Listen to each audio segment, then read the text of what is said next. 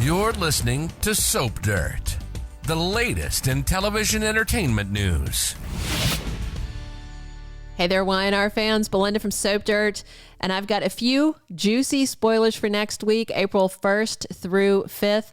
I've got stuff for you on Victoria, Claire, and Cole, on Nikki and Jack, and some Jordan influence in there, and also on Tracy and Ashley and her mental health crisis. I'm going to tell you all about these. If you haven't, though, please reach down, click subscribe so you don't miss any of our Young and the Restless updates.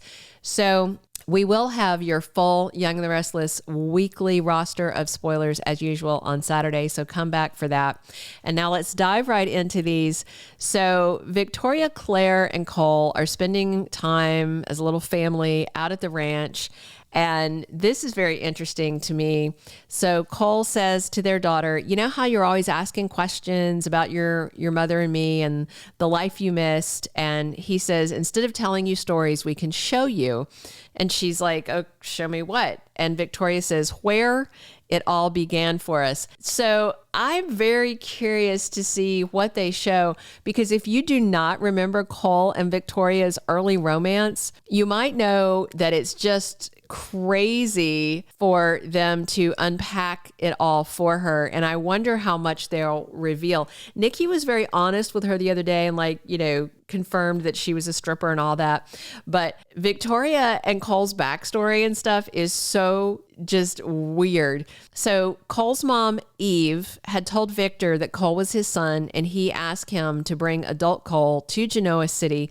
She did, but Victor had faked his death and gone on one of his walkabouts. He was in Kansas, so he wasn't there to meet him. And Eve took off. Cole stayed in Genoa City, and he worked as a stable hand out on the ranch. And Victoria had a crush on him, but he started banging Nikki, and Nikki actually got him his first book deal because she was enjoying it so much. Then later he dumped Nikki and got with Victoria. And then he told his mom, who was away on vacation, and she freaked out, starts racing for town because she knows that they were half siblings, Victoria and Cole.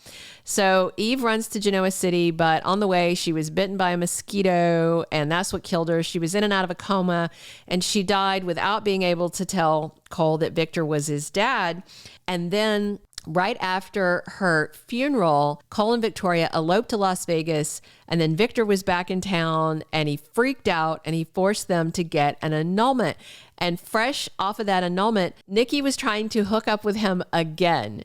And they have not touched on the fact that Claire's dad was banging her granny, but that is actually a big chunk of their origin story. And I just wonder how much of that they are going to unpack, or if they are going to clean it all up in some kind of retcon. I'm very interested to see, because you would think that how they first got together, they would tiptoe around. Otherwise, they're going to have to do a lot of editing for Claire not to be looking at her dad and her grandma and going, okay, awkward. All right. So other spoilers for next week. Nikki and Jack at Society, and we have a little glimpse of what Jordan is going to be up to. It's kind of funny because that nightmare/dream that Claire had when they were having the party over at the GCAC and Jordan showed up with the bag of vodka, it's kind of shades of that. So Nikki and Jack are at Society, and looks like they're going to have a meal together. She's been confiding in him, of course, because he's her sponsor now. The waiter walks over and drops off a drink, and Nikki wants to know what it is. And the waiter says, courtesy of a gentleman at the bar, Mrs. Newman. And they look, and they don't see a gentleman at the bar. She and Jack both look. And the waiter's like, oh, he must have left. And she wants to know what's in the drink. And he says, triple premium distilled vodka. So it's a triple shot of vodka, and she freaks out. Take it away, take it away. So unless Jordan is running around in men's clothing, and she might be, that might be another way to disguise herself. Unless she's running around dressed like a dude ordering drinks, it sounds like she either has a co-conspirator or she bribed someone to order the drink and have it sent over, or she bribed the waiter to say it was from a guy. But clearly, Jordan is not letting any moss grow under her feet now that she has broken out of the hospital. She's immediately back on targeting Nikki. And we do know that Jordan's big end game, her final moment to wreak havoc, comes at the 40th anniversary party that Victor suggested Nikki that they throw after they go on vacation. And this is going to air the 11th and 12th, possibly all the way over onto Monday, the 15th. They actually got married the first time April 13th, 1984, but April 13th falls on a Saturday this year, so they can't air it on the actual anniversary date. So yeah, Jordan is letting her presence be known right away. The last spoiler we have for you is about Tracy and Ashley Abbott. So Tracy finds Ashley looking disheveled and upset and just kind of, whacked out. And she wants to know if she's all right and asks her where she's been. And Ashley doesn't know where she's been. She has lost time, and that aligns to the confirmed diagnosis, not by a doctor, but by CBS Soap spoilers, that Ashley does have dissociative identity disorder, DID. And she's got herself and then 2 alters in her head.